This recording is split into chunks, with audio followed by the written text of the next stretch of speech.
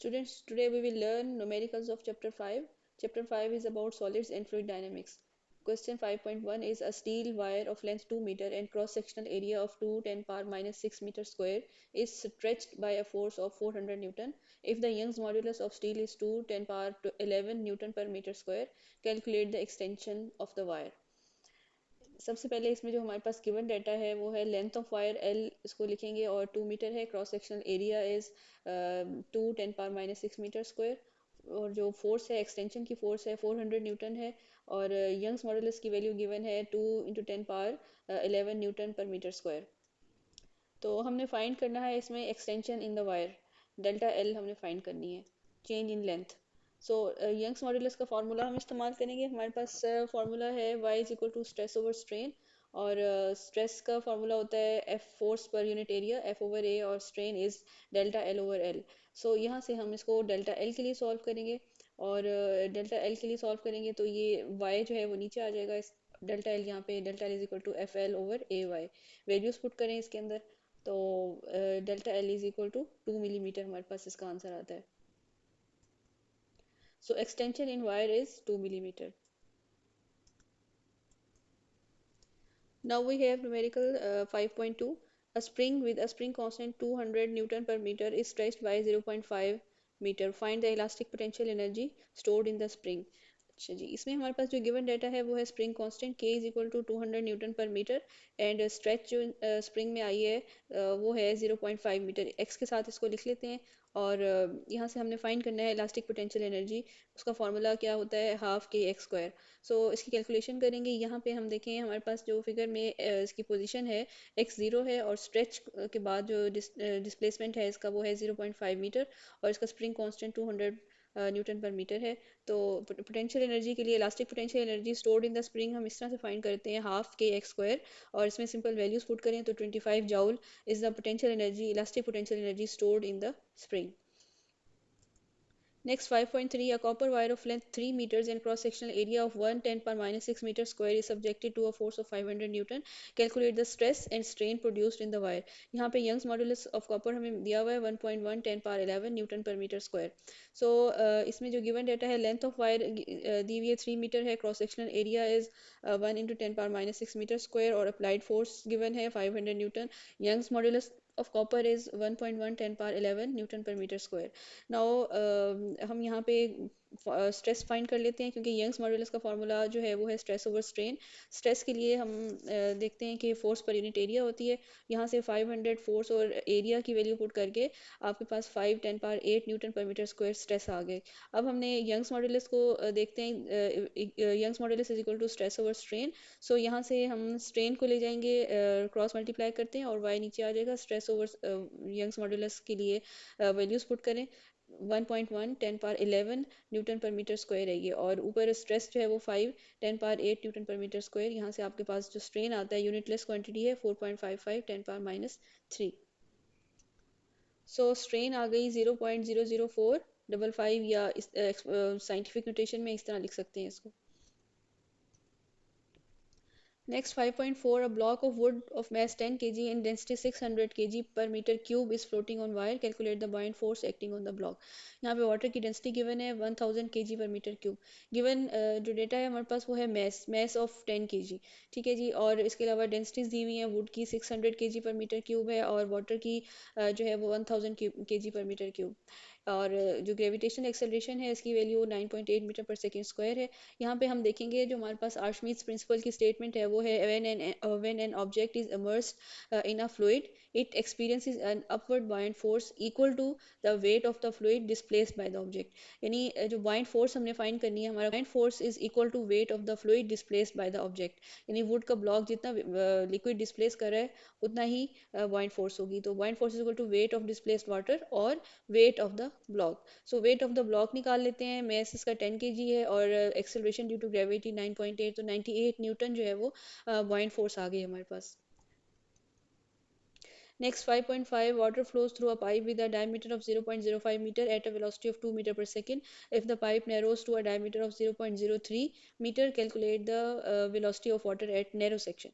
So हमारे पास pipe है जिसके दो क्रॉस सेक्शन है, एक वाइड है और एक दूसरा नैरो सेक्शन है. वाइड का डायमीटर दिया हुआ है आपको 0.05 मीटर और इसका रेडियस फाइंड कर लेते हैं. जीरो हाफ हो जाएगा 2 से डिवाइड करके 0.025 मीटर आ जाएगा. और इनिशियल स्पीड जो है इस ओपन एंड के ऊपर वो है 2 मीटर पर सेकेंड. और फाइनल जो नैरो पाई सेक्शन है उसका डायमीटर 0.03 मीटर है और रेडियस हो जाएगा इसका हाफ 0.015 मीटर. और यहाँ पर हमने इसकी स्पीड फाइंड करनी है वाटर की. तो सिंपल है. साइंग इक्वेशन ऑफ कॉन्टिन्यूटी हमें पता है कि क्रॉस सेक्शनल एरिया और स्पीड का जो प्रोडक्ट होता है वो कांस्टेंट होता है. सो A1 V1 इस पॉइंट के ऊपर इक्वल होगा A2 V2 इस पॉइंट के ऊपर. ठीक है. अब यहाँ से हम स्पीड एट जो नैरो सेक्शन है वो फाइंड कर लेते हैं. V2 फाइंड कर लेंगे.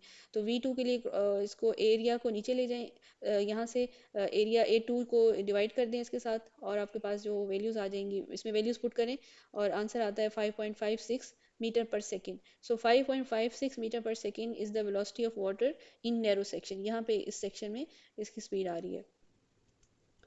Next, water flows through a horizontal pipe with velocity of 3 meter per second and pressure 200,000 Pascal at point 1. At nozzle point 2 पे the pressure decreases to atmospheric pressure 101 300 Pascal and the velocity increases to 14 meter per second. Calculate the velocity of water exiting the nozzle. यहाँ पे हमारे पास जो density of water given है 1000 kg per meter cube है. So pressure ये भी उसी तरह की क्वेश्चन है जो हमारे पास अभी यहाँ पे हमने डायग्राम में देखा. लेकिन इसमें डिफरेंस सिर्फ ये है कि हॉरिजॉन्टल पाइप है. अभी हम इसको देख लेते हैं. Pressure at point P1 is 200,000 pascal और P2 का जो एटमॉस्फेरिक प्रेशर है वो है 101,300 पास्कल. डेंसिटी गिवन है और velocity at point P1 is equal to V1 is 3 metre पर सेकेंड और V2 हमने फाइंड करनी है. अब यहाँ पर हम चूंकि हमारा स्टेटमेंट में लिखा हुआ है हॉरिजॉन्टल पाइप है तो फिर हम इसके लिए बर्नौलीज थ्योरम अप्लाई कर लेते हैं. बर्नौलीज और प्रेशर भी डिफरेंट आ रहा है दो पॉइंट्स के ऊपर. सो बर्नौलीज थ्योरम जो एनर्जी कंजर्वेशन का थ्योरम है वहाँ पे हम उसको स्टेट यहाँ पे लिखेंगे P1 plus half rho V1 square plus रो GH1. ये पहले पॉइंट के ऊपर एनर्जी की टर्म्स आ रही हैं और ये जो है दूसरे point P2 plus half rho V2 square plus रो GH2. सो हम हॉरिजॉन्टल पाइप के लिए हाइट को इक्वल कर देंगे एच के इक्वल. और यहाँ पे जब एज पुट करते हैं H1 H2 की जगह तो ये टर्म्स दो जो है ये कैंसिल हो जाएंगी. रो GH कैंसिल हो जाएंगी. और V2 के लिए हम इसको सॉल्व करेंगे P1 माइनस P2 प्लस ये वाली टर्म एज इट इज़ लिखी है यहाँ पर हाफ रो V1 स्क्वायर. और ये सारी टर्म इक्वल आ रही है हाफ रो V2 स्क्वायर के इक्वल आ रही है. वैल्यूज पुट करेंगे इधर P1 की प्रेशर 1 और प्रेशर 2 और उसके बाद density of water and speed V V1 की वैल्यू पुट करें तो ये आपके पास आ रही हैं टर्म्स. यहाँ पे हम सॉल्व करते हैं इसको. V2 के लिए सॉल्व करेंगे. 2 से इसको मल्टीप्लाई करें दूसरी तरफ और जो डेंसिटी ऑफ वाटर है उससे डिवाइड करें और V स्क्वायर आता है 206 मीटर पर सेकेंड. यहाँ पे हम V स्क्वायर को के लिए इसका स्क्वायर रूट लेंगे. ठीक है. यहाँ पे मीटर स्क्वायर पर सेकेंड स्क्वायर होगा और यहाँ पर इसका स्क्वायर रूट लेने से आपके पास जो एक्चुअल वैल्यू आ रही है स्पीड की एट एग्जिट पॉइंट वो V2 आ रही है 14.36 मीटर पर second. Next, 5.7, a tank filled with water has a hole at depth of 5 meter from the water surface. Calculate the velocity of water flowing out of the hole.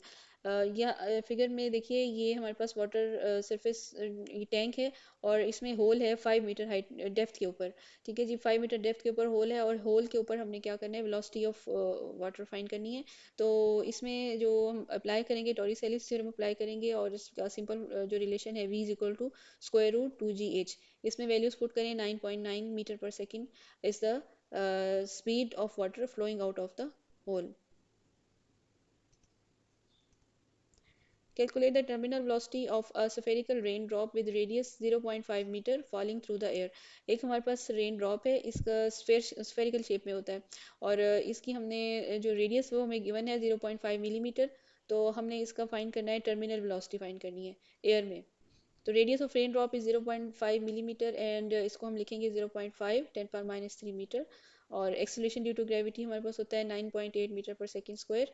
यहाँ से coefficient of viscosity for air ये हमें पता है 1.9 10 power minus 5 kg पर metre पर second है. और density of water is equal to rho is 1000 kg पर मीटर क्यूब. नाउ हमने टर्मिनल स्पीड फाइंड करनी है. ये हमारे पास रिलेशन है इसका 2r square g rho over 9 eta. So यहाँ पे वैल्यूज पुट कर लें और आर स्क्वायर की जगह हम क्या करेंगे, 0.5 10 पावर -3 का स्क्वायर लेंगे, ठीक है। मिलीमीटर में था तो इसको मीटर में कन्वर्ट किया। और इसमें हमारे पास, इसको सॉल्व करें, कैलकुलेशन करने से आंसर आता है 28.65 मीटर पर सेकेंड, टर्मिनल वेलोसिटी आती है।